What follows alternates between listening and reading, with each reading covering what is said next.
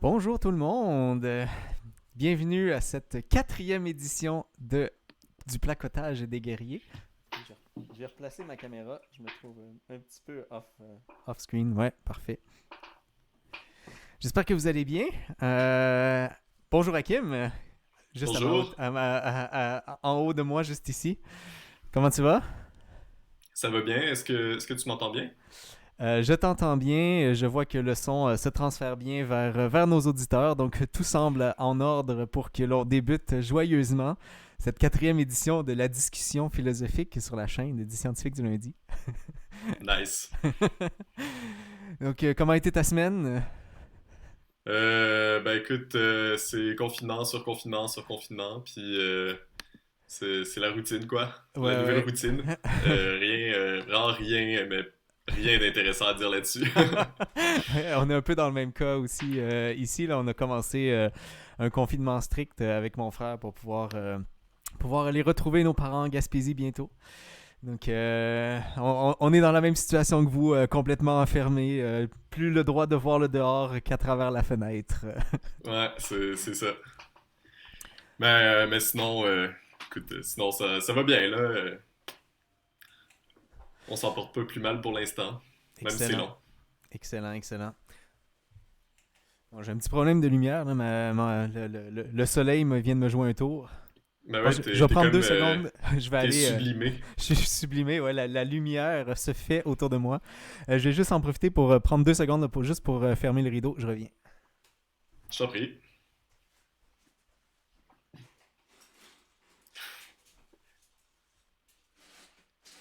Oui, tout le monde sait que Benjamin est très sain. Je vois la lumière divine là, à point nommé. Donc, bien, qu'est-ce qu'on parle aujourd'hui, Hakim? Lumière divine. Je pense que c'est des circonstances de poursuivre ce qu'on a commencé la semaine passée. Je pense aussi. J'ai eu des commentaires d'ailleurs. Tiens, je vais commencer en disant ça. Parce que je pense que ça va être le sujet aujourd'hui, là. Un peu l'utilité de la philosophie, c'est à ce que tu penses en tête? Ouais, Excellent. Donc, moi, j'ai eu un petit commentaire, là, quelqu'un qui m'a tapé sur les doigts en disant Est-ce que tu penses que la philosophie, ça sert à rien? Évidemment que je ne pense pas ça. Peut-être que mon discours a pu avoir l'air de ça la semaine dernière, mais ce n'est vraiment pas le cas. La preuve, j'apporte une émission sur la philosophie. Donc, clairement, je pense que ça sert à quelque chose. Donc, voilà, juste pour mettre les choses au clair, je ne pense pas que la philosophie, ça ne sert à rien. Ceci dit, je pense qu'on peut se lancer quand même dans la discussion intéressante parce que maintenant qu'on sait que ça sert à quelque chose, bon, premièrement, à quoi ça sert? Et deuxièmement, est-ce qu'on peut mettre des limites sur ce que ça sert? ben oui, ben oui. Donc, qu'est-ce que tu avais en tête exactement? Parce que là, j'ai pris un peu le pouls sans te demander, mais est-ce que tu avais un sujet précis en tête? Ben non, pas nécessairement. Je pense que c'est une discussion assez vaste là, puis au fur et à mesure, ça va se préciser. Par contre, c'est vrai que moi, la dernière fois, j'étais resté sur une impression où je trouvais que ça commençait, c'était pas consumé complètement, là, mais ça commençait à tomber dans le philo-bashing. Puis je pense y avoir participé aussi, là. Donc ça m'a un peu dérangé seulement parce que on n'avait pas plus de temps sur Uh-huh. le coup pour en Tout à fait. parler. Tout à fait. Fait qu'il y avait des choses à clarifier. Je me rappelle qu'on parlait des cas d'articles frauduleux qui avaient été délibérément euh, Proposé par des scientifiques, mais qui n'étaient pas philosophes. ouais, c'est ça. Puis ça avait passé là, les barrières de certaines revues. Tout à fait. Donc, en fait, pour être plus précis, moi, ce que j'ai en tête, c'est le cas très spécifique de Alan Alan Sokal, Sokal, oui. qui, à ma connaissance, a vraiment parti le bal, mais il y en a eu d'autres après. Ok, moi personnellement, c'est le seul que je connais parce qu'évidemment, ben, il est fameux dans le sens où Alan Sokal avait pris, pour le bénéfice de nos auditeurs, là, Alan Sokal avait pris son courage à deux mains et avait écrit un article un peu bidon, disons-le comme ça, en utilisant pas mal des buzzwords là, finalement, là, qui étaient notamment l'utilisation de terminologie mathématique et de la physique quantique aussi à l'intérieur là, d'un article. Et son objectif était de montrer en fait qu'il manquait finalement de rigueur sur la révision des articles en sociologie, hein, c'est ça? Non, c'était en Cultural Studies. OK. Donc sur les études culturelles, donc j'imagine que c'est sur populations, c'est ça? Études culturelles, ouais, à mon sens, c'est très américain, là. On peut regarder rapidement. Ouais. D'accord. Bref, Ben, je pense pas que ça se rapporte nécessairement à la sociologie, là. OK. Mais je vais quand même vérifier. Mais bref, Alan Sokal avait réussi à publier cet article-là et quelques semaines ou mois plus tard avait révélé au monde entier la supercherie finalement sur le fait que son article ben, lui-même disait qu'il était bidon.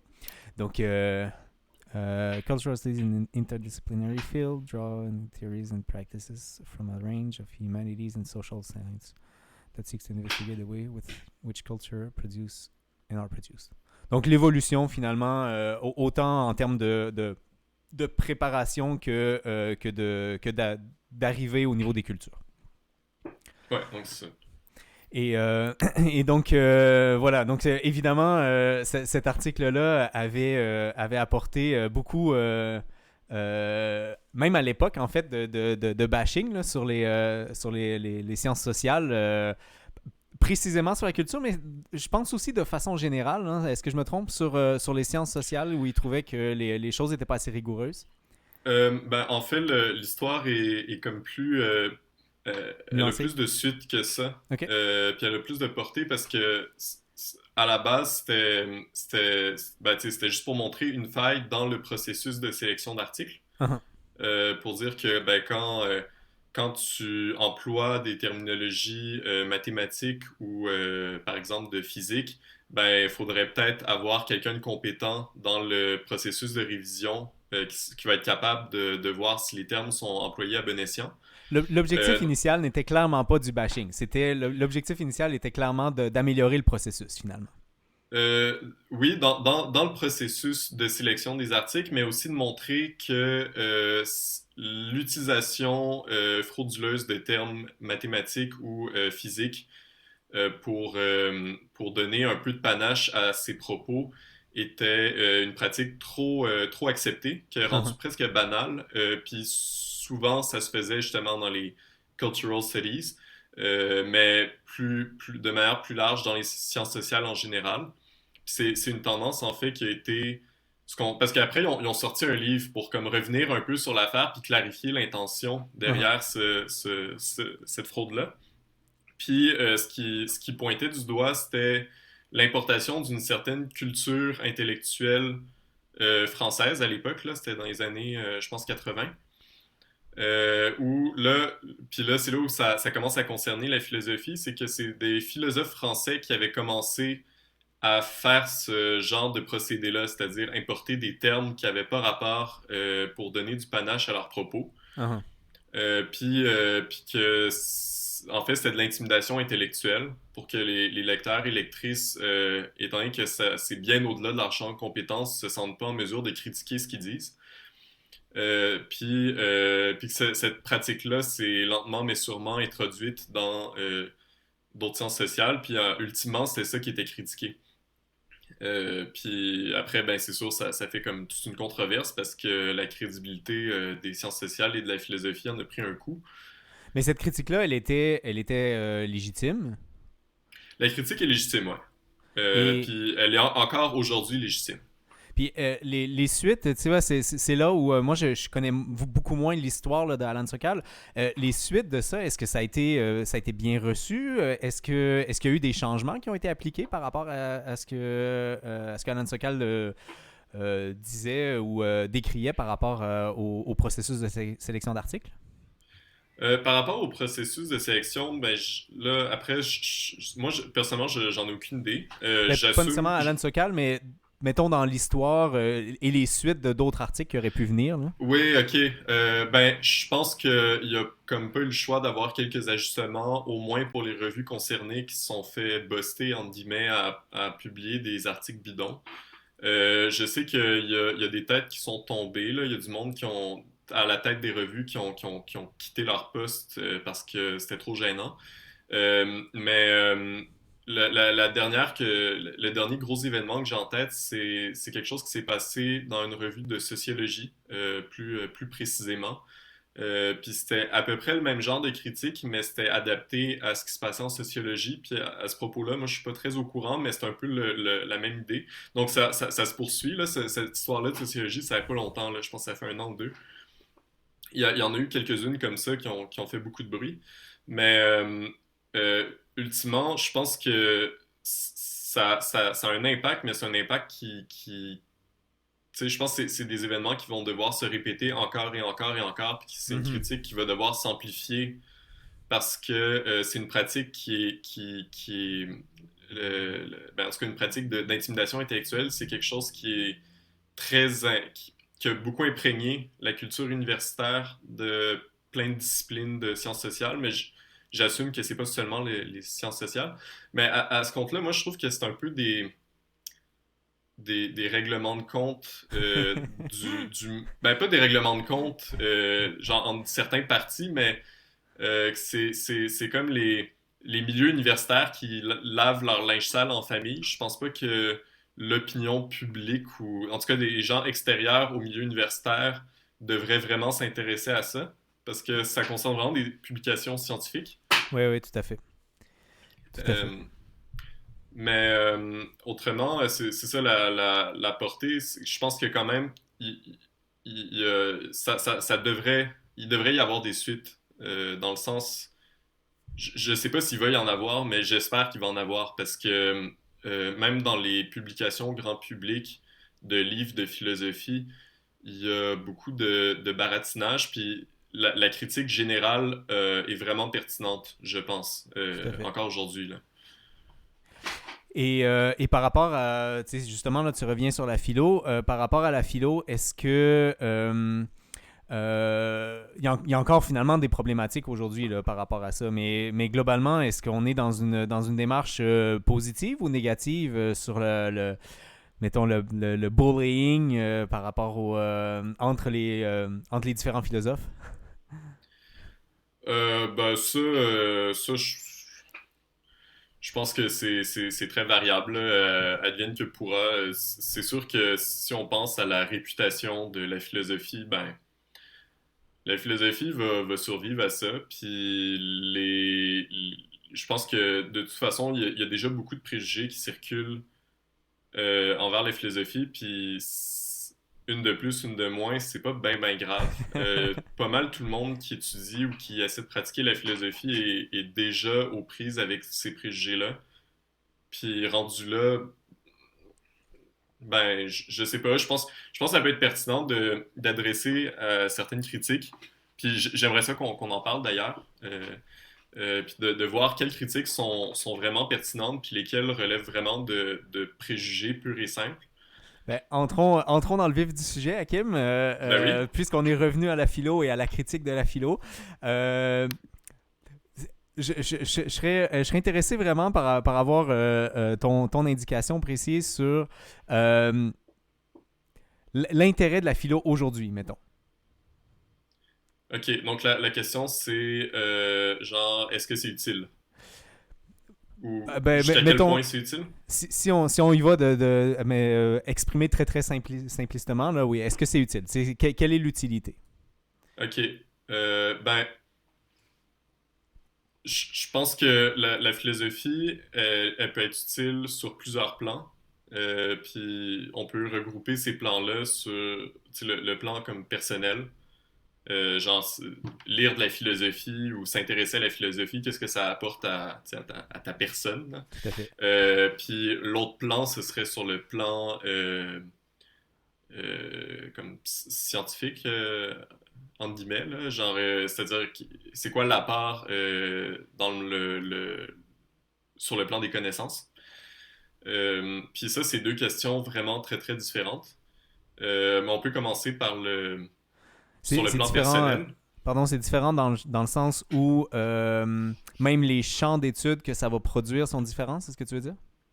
Ben, c'est-à-dire que pour moi, c'est pas le même questionnement. Parce que quand on dit est-ce que la philosophie est utile, faut savoir tu sais, à quoi on fait référence. Parce que, par exemple, on dit est-ce que la science c'est utile? Ben, si la question porte sur la connaissance, ben c'est la réponse va de soi. Mhm.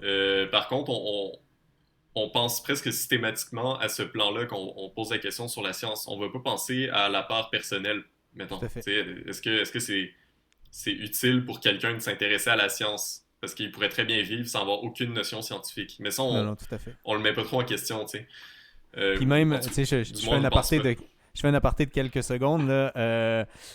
Même à l'intérieur des sciences scientifiques, tu sais, il est pas rare entre nous qu'on se pose la question, OK, mais je sers à quoi? Tu sais, qu'est-ce que je suis en train de faire? Est-ce que c'est réellement utile ce que je suis en train de faire? Et il y a beaucoup de choses sur lesquelles on est en recherche et sur lesquelles on n'a pas d'application directe, voire même qu'on n'en voit aucune. Je pense au domaine des mathématiques, par exemple. La plupart de la recherche en mathématiques qui ne serait pas des mathématiques appliquées, mais de la mathématique pure, la recherche là-dedans, en fait, elle est à toute fin pratique complètement inutile, jusqu'à ce qu'on en trouve une utilité, en fait. Et ça, c'est quand même intéressant aussi parce que finalement, la question de l'utilité même de la science, elle se pose généralement pas parce que on s'arrête à se dire, ben, tant on avance les connaissances, on est satisfait avec ça, même si ça n'a pas d'utilité réelle dans le vrai monde. Ouais. Ouais, puis c'est ça. Puis après, c'est comme deux points de vue. Tu sais, t'as le point de vue de l'intérieur où, tu sais, quand t'es en train de faire ta recherche, tu te dis, ouais, ben là, j'ai l'impression de faire de l'enculage de mouche. Puis de l'extérieur, on peut aussi se dire, ben, c'est ça, c'est juste de la connaissance pour de la connaissance, mais ultimement, ça m'aide pas à payer mes factures ou Non, non, juste, tout à tu fait. sais, genre, ça améliore pas le sort de l'humanité pour autant, c'est juste du Tu sais, savoir pour du savoir. la question, oui, ok, ce que tu fais, c'est intéressant, mais ça sert à quoi? On la redoute souvent, même en sciences. Tu sais. Ouais, ben c'est ça. Sauf que là, imagine en philosophie, tu sais. Quand tu dis que t'es étudiant en philosophie à l'université, t'as comme deux réactions. Soit c'est des gens qui romantisent la philosophie, qui vont dire ah, c'est vraiment incroyable, Uh-huh. moi aussi j'aurais aimé faire ça, etc. Ou c'est des gens qui, qui vont peut-être plus penser aux aspects pratiques des études puis se dire ok, mais tu fais quoi après? Fait que, Oui, c'est ça. comme si le pendant était impertinent en soi. Uh-huh. Donc, mais après, c'est ça. Je pense que pour répondre peut-être plus précisément à la question, là, l'utilité sur le plan personnel, c'est difficile. Je pense que ça va être difficile de convaincre qui que ce soit qui ne s'intéresse pas directement à la philo, c'est-à-dire qui va pas lire de texte ou qui va pas, tu sais, qui va pas être naturellement intéressé parce que en le pratiquant, tu vois les bénéfices. C'est-à-dire que Uh-huh. tu vas développer tu sais, des vertus intellectuelles Tout à fait. en t'intéressant à ça. Puis par vertu intellectuelle, je veux dire genre être prudent, intellectuellement prudent, être ouvert d'esprit, être critique, mais aussi être plus à l'aise avec la complexité du monde. C'est ce qu'on pourrait appeler une espèce d'humilité intellectuelle. Euh, Puis, etc. Là, être tolérant aussi à des choses très contre-intuitives. Ça, c'est une vertu qui peut être développée quand on est initié à la philosophie. Donc, Euh, pour quelqu'un, en général, là, cet aspect-là, finalement, tu sais, mettons que la population en général ou le monde en général vont pas aller étudier en philo, mais au Québec, à tout le moins, on a des cours de philo au cégep, par exemple. Est-ce que, bon, premièrement, j'imagine que c'est pas suffisant là, d'avoir 3 cours, mais c'est vraiment à ce niveau-là que tu parles. C'est-à-dire que ceux qui font leur cours de philo au cégep devraient pouvoir en sortir à la fin avec un bagage de connaissances et aussi une curiosité intellectuelle pour aller peut-être plus loin que simplement ce qu'un média pourrait dire, etc. là. C'est ce que tu veux dire? Ouais, ben, je pense que quand on l'enseigne, par exemple, au cégep, on a comme deux objectifs en tête. Premièrement, c'est que la philosophie, c'est une excellente porte d'entrée vers la culture générale, ou Mhm. la curiosité envers, ben, la curiosité tout court, finalement. Puis l'autre objectif, c'est qu'on voit bien que la philosophie, ben, depuis longtemps, c'est considéré comme un art de penser. Donc, c'est pas tant un bagage de connaissances que tu en retires, mais une méthodologie, Tout à fait. des techniques, des trucs pour mieux penser, puis éventuellement avoir plus de facilité ou plus d'outils pour affronter les problèmes de la vie. Donc ça, en ce sens-là, c'est on ne peut plus utile. Mhm. Mais après, ça va pas de soi parce que t'as pas de guide. Ben, au Québec, c'est drôle, hein, parce qu'on a quand même publié le guide d'autodéfense intellectuelle de Ouais. Normand Baillargeon, Normal. qui est un best-seller.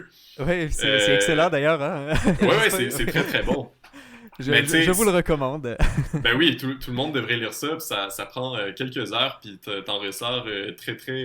T'es armé jusqu'aux dents, là. Ben, en tout cas, Si tu réussis à retenir tout ce qu'il y a dans le livre, t'es armé jusqu'aux dents, effectivement. ouais, c'est ça. Mais c'est ça, mais c'est parce qu'on n'a pas vraiment de manuel de comment bien penser. Tu sais, les Mhm. philosophes font pas souvent. Il y en a quelques-uns qui font ça comme des apartés, mais souvent, c'est pas vu comme la tâche première de la philosophie, c'est-à-dire, tu sais, former des bons esprits, là. Dans le sens où tu vas plutôt te former toi-même plutôt qu'aider à former les autres, c'est ça? C'est moins intéressé par rapport à l'éducation? Ben, dans les dernières années, je pense que, ben, depuis probablement les années 1940-1950, peut-être probablement avant ça aussi, là, mais c'est devenu quasiment un projet d'éducation nationale là, que d'intégrer la philosophie à l'éducation pour les vertus que ça apporte. Fait que c'est sûr, ça s'est développé, mais encore aujourd'hui, c'est embryonnaire. Ben, c'est embryonnaire. Il y a beaucoup de travail qui est fait là-dessus, mais c'est pas, je pense que c'est loin d'avoir atteint sa pleine maturité, là. Ben, Justement, d'où j'ai une amie qui travaille euh, en philosophie pour enfants. Oui, Autant du côté de la recherche que du côté de l'application. Et ouais, ça semble être vraiment un champ tout neuf de commencer à se dire qu'on peut enseigner la philo dès le tout jeune âge, finalement. Alors que, finalement, quand tu y penses plus qu'une minute, tu te dis, mais ça a tellement de sens. ben oui, parce que là, rendu là, c'est juste développer l'esprit critique. Uh-huh. L'esprit critique, ça veut dire beaucoup de choses, mais en général, tu sais, la philosophie pour enfants, je pense qu'il y a un philosophe français qui fait ça, c'est-à-dire la philosophie pour enfants, là. Oui, tout à fait. Il va dans les écoles, puis il demande aux enfants d'organiser un comité pour résoudre telle question très pratique, là, genre comment on va financer le bal de fin d'année ou je sais pas quoi. Puis lui, ce qu'il fait, c'est qu'il leur demande, selon eux, ça va être quoi la manière la plus efficace d'organiser le comité en tant que tel. Fait qu'en fait, les enfants, sans s'en rendre compte, ils trouvent des règles qui vont rendre efficace un système démocratique de prise de décision. OK. Puis c'est des règles qui sont appliquées dans le monde adulte, mais des enfants sont capables de les trouver par eux-mêmes. Ils se rendent Uh-huh. bien compte que c'est plus facile si on lève sa main que si on se parle par-dessus. Tout à C'est le fait. genre de truc qui va être très utile finalement. Et finalement, on se rend compte que rendu adulte, on déconstruit tout ça, puis on fait plus rien de ça.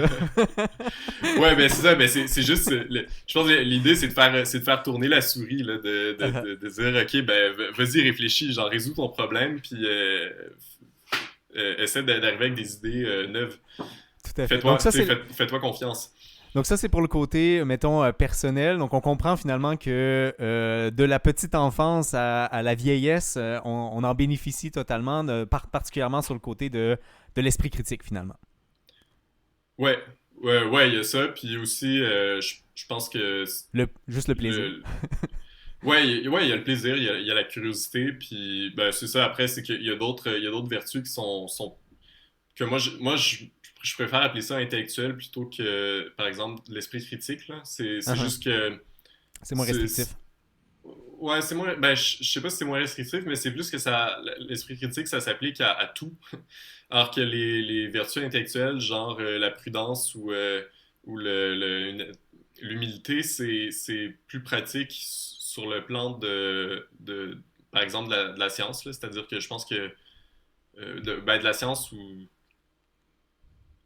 euh, peut-être de la politique aussi.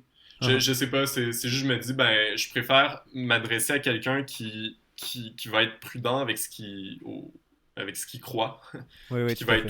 être, ça va être plus ouvert à la discussion. C'est antidogmatique, en fait. Tout à fait. Autant sur les croyances que sur les décisions à prendre, finalement. Là. Ouais, c'est ça. Puis c'est ça. Je pense que c'est juste pour s'enlever un bâton des fesses intellectuelles, si je peux me permettre l'expression. C'est bon, on est sur YouTube, on peut dire ce qu'on veut. On est sur Ouais, c'est Twitch et ça. YouTube. Mais autrement c'est ça. Là, il y a la part, peut-être ce qui est plus touchy, puis ce qui est plus l'objet de critique, c'est quand on questionne la part dans le monde de la connaissance, tu sais, sur le plan général. Là. Dans quel Là c'est sens? sûr que, ben, c'est-à-dire, souvent on va dire, ben, la science répond très bien aux questions qu'on se pose. Fait que pourquoi les philo?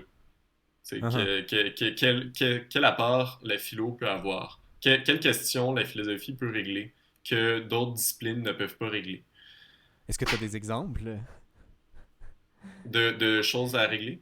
de choses à régler qui ne peuvent pas être réglées par la science? Parce qu'il y en a quand même beaucoup, là. Ben oui, ben c'est ça. Mais oui, ben c'est ça. C'est parce que cette critique-là, à mon sens, c'est très mal informé. Parce Uh-huh. que suffit d'avoir un peu de culture scientifique pour se rendre compte assez rapidement que la science, c'est. Tu sais, quand on dit la science, on pense souvent aux sciences naturelles, là, Uh-huh. Ouais, ouais. ou le, ben, Avec le sciences big pharma, là, expérimentales. que les gens qui font de la pipetterie pour mettre dans des trucs avec plein d'Erlenmeyer partout, avec Euh, plein d'eau, là. Ça, ouais, c'est c'est la ça, science. la vision romantisée de la science. Tout à fait.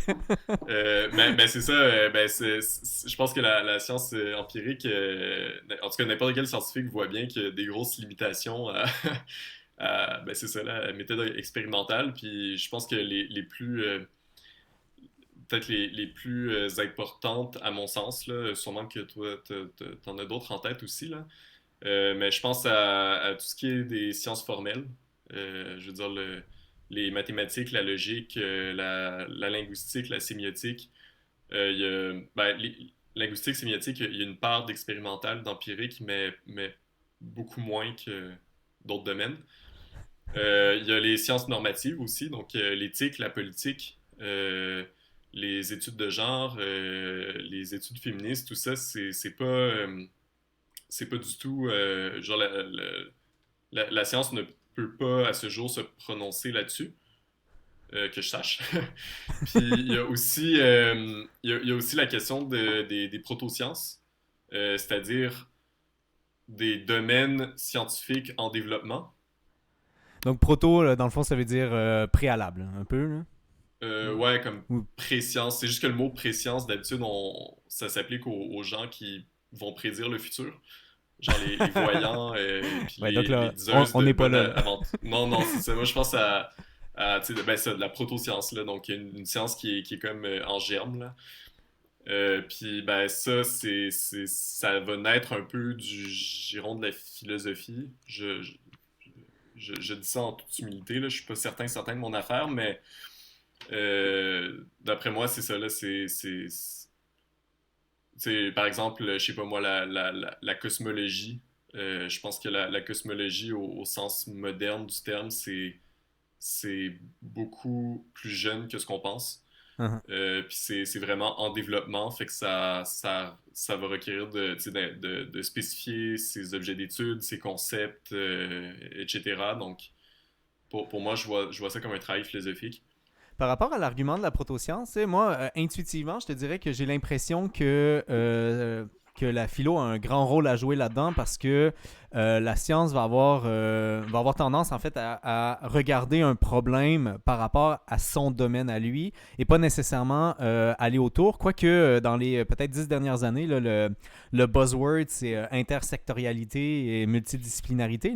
Là. Donc peut-être que ça en fait, finira par émerger des nouvelles sciences. Mais l'argument de la protoscience m'apparaissait bon. Et j'ai discuté avec une amie que je ne nommerai pas, qui mentionnait que la protoscience est probablement quelque chose de plus réellement important en termes de philo. Est-ce que tu as un avis là-dessus? Dans le sens où il n'y aura plus tant de sciences qui seront produites à partir de la philo, puisque ces sciences-là seraient déjà actives. Attends, je suis pas sûr de comprendre ce que tu veux dire. Ben, que la philo n'est plus nécessairement associée à de la protoscience, parce que de ma compréhension là, de l'argument, c'est que finalement, les disciplines scientifiques, elles sont déjà en place et essentiellement complètes finalement, là, comme si on n'en avait pas besoin de tant d'autres, ce qui est pas Ok. impossible d'ailleurs. Là.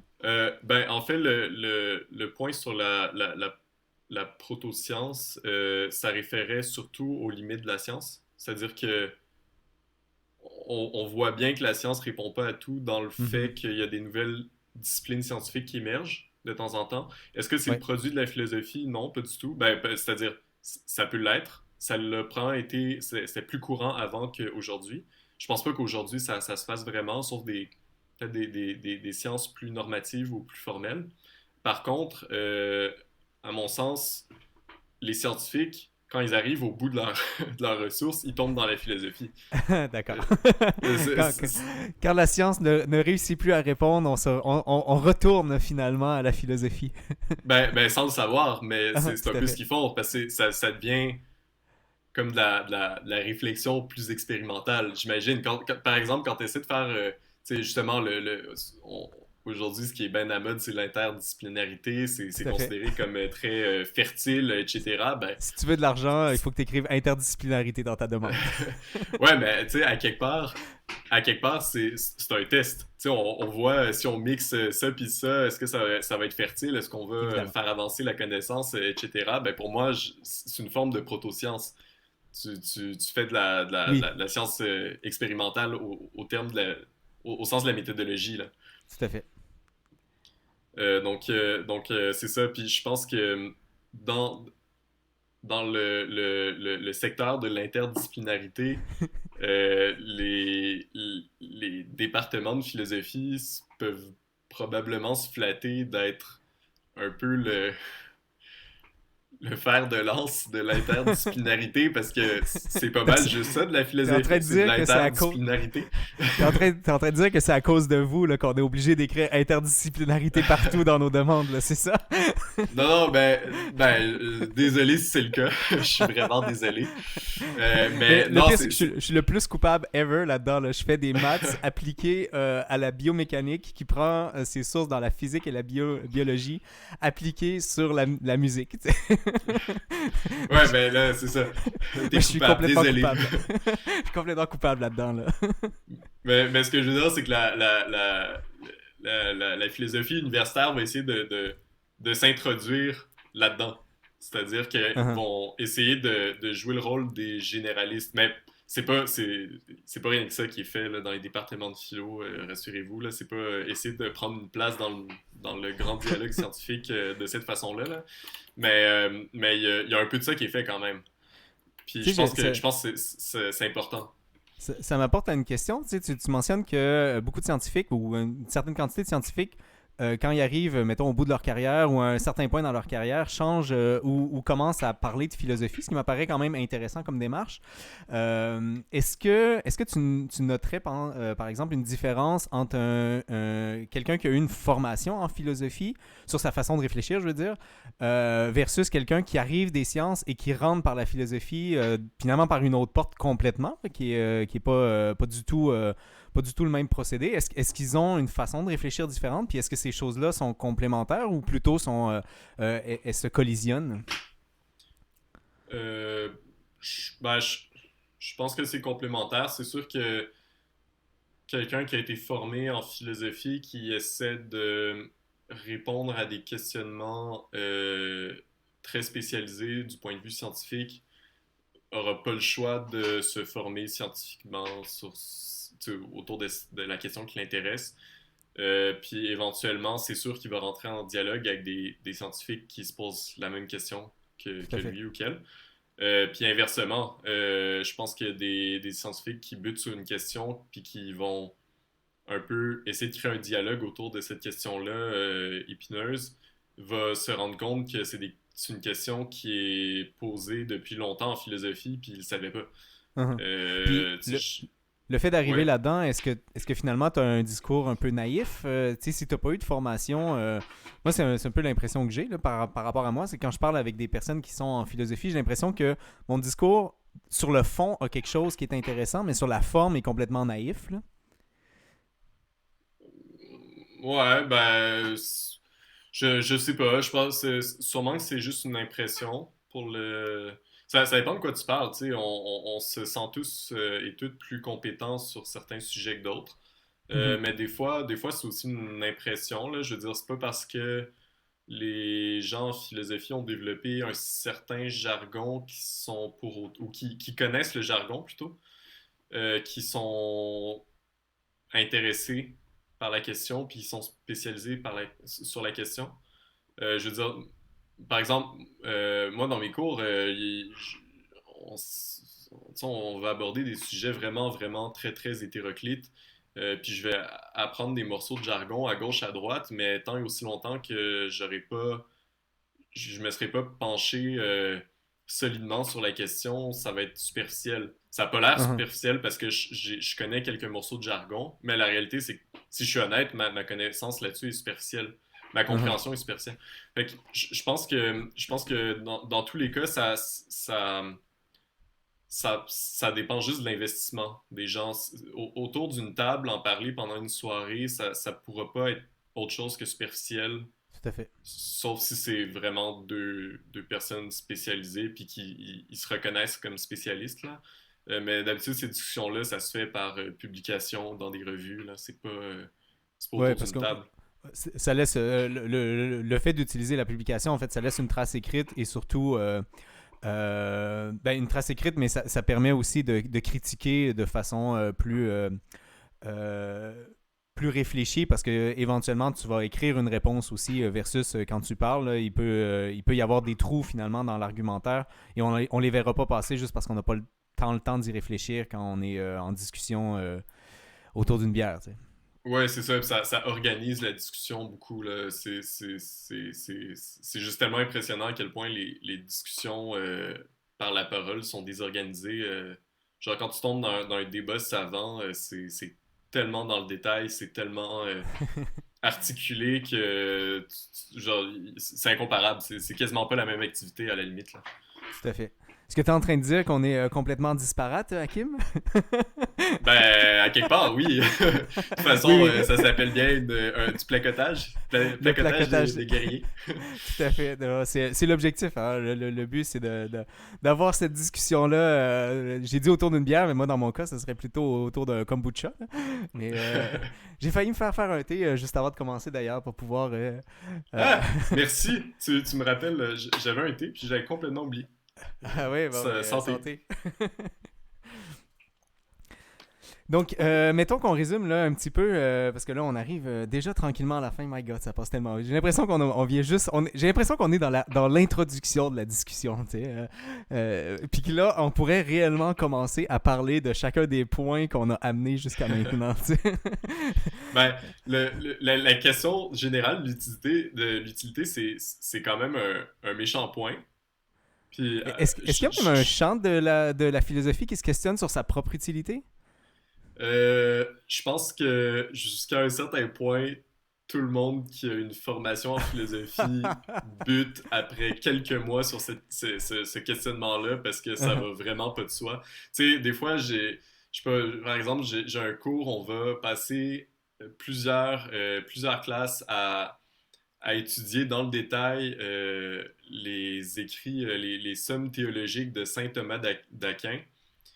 Puis c'est vraiment difficile de pas se dire qu'est-ce que je suis en train de faire. Tu sais, vraiment de se sentir déconnecté de tout quand tu fais ce genre d'études-là parce que ça a l'air vraiment insipide, là. C'est pas... Il y a quelqu'un... Ouais, ouais, Olivier, on attend ta question ou ton commentaire avec enthousiasme. Ouais, je comprends le.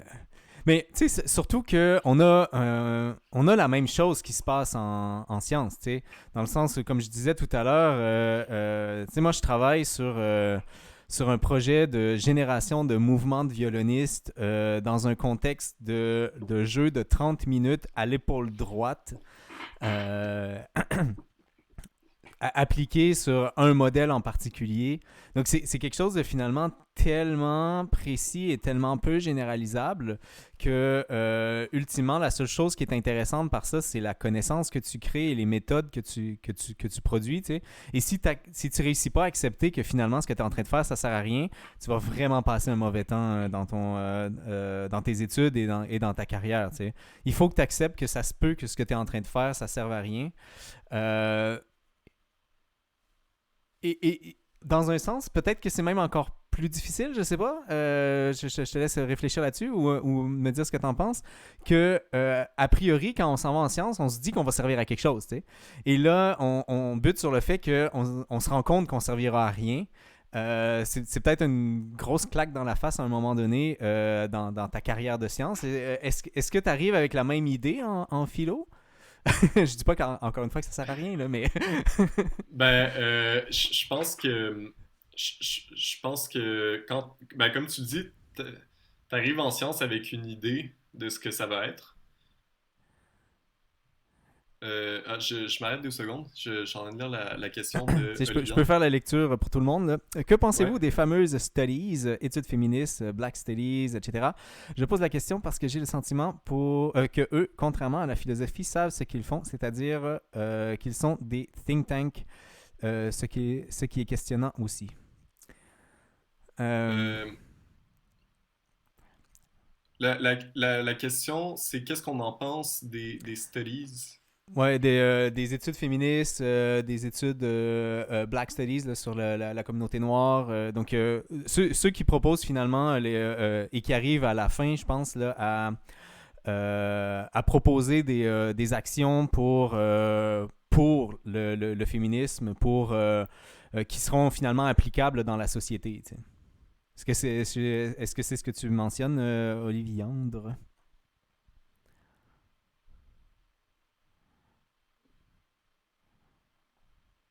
Ils construisent un discours, ce sont des avocats. Ben, par rapport à ça, ben, si je peux me permettre, là, je sais pas si tu voulais Vas-y, Hakim. y aller. Ok. Par rapport à ça,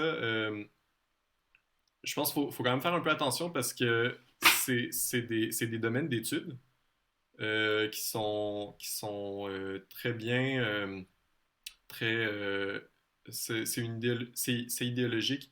Non pas nécessairement parce que l'idéologie, c'est plus totalisant que ça. Ça dépend quelle définition on prend d'idéologie, mais souvent une idéologie, c'est comme une grande trame narrative de où on devrait aller comme société, civilisation, alors que les études peuvent être, peu importe les études qu'on fait, là, ça peut être très fragmentaire et très spécifique, puis ça ne s'intéresse pas nécessairement à des trames idéologiques, là, en l'occurrence. Fait que Est-ce que leur but, c'est de proposer des choses en particulier? mais là c'est ça l'affaire. Je pense que c'est là où il faut faire attention, c'est que c'est des domaines d'études. C'est une méthodologie qui est en train de se développer parce que c'est des domaines plus jeunes que d'autres, mais ils ont quand même des méthodologies, ou en tout cas des démarches assez, je dirais, tout à fait sophistiquées, là, c'est-à-dire qui répondent aux critères de scientificité de n'importe quel département ou champ d'études. Par contre, c'est sûr que les résultats de ces champs d'études-là, comme c'est des champs d'études qui sont dits critiques, euh, critiques du point de vue culturel, là, ben ça va faire en sorte qu'ils vont soulever des problèmes. Puis le truc, par contre, c'est que faut dissocier, je pense, le phénomène d'étude qui va soulever des problèmes, puis le militantisme qui en découle.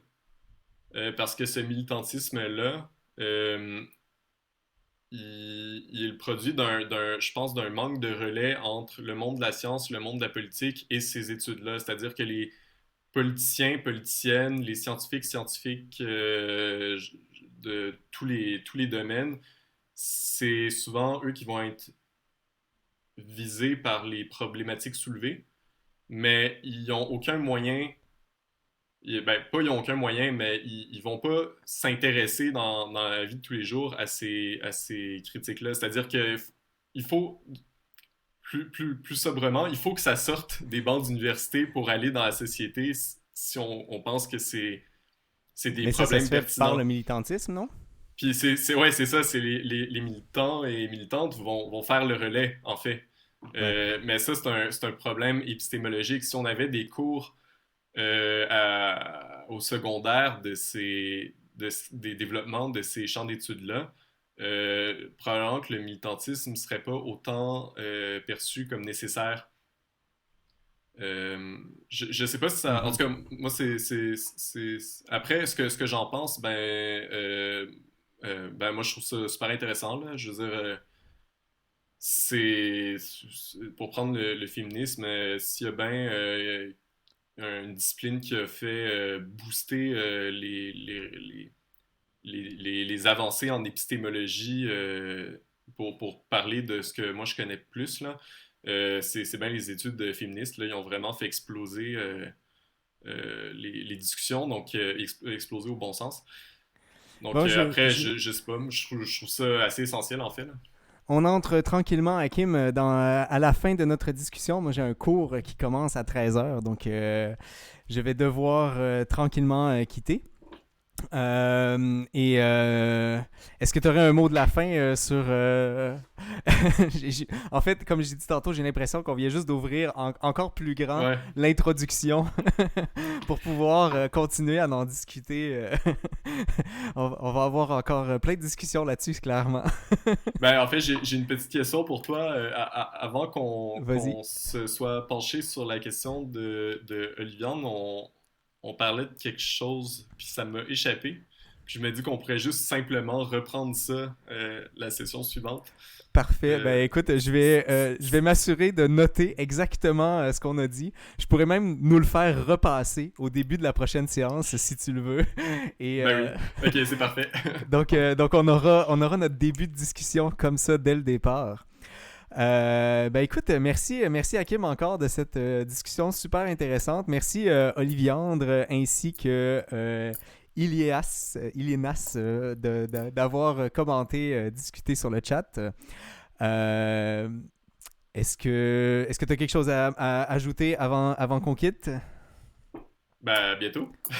À bientôt. Et Merci tout le monde. merci pour tout. On se revoit la semaine prochaine avec Hakim. Pour ma part, lundi et jeudi pour de l'activité physique sur l'heure du midi, ainsi que les mardis et mercredis. On fait les Pomodoro, donc travail collectif avec vous, chers auditeurs, pendant 3 heures. N'hésitez pas à ajouter ma chaîne dans vos appréciations, dans vos follow. Plus on a de follow, plus ça va être agréable de discuter en groupe. Et donc, sur ce, bien, je vous souhaite une excellente fin de semaine. C'est le scientifique du midi qui vous dit bonne science.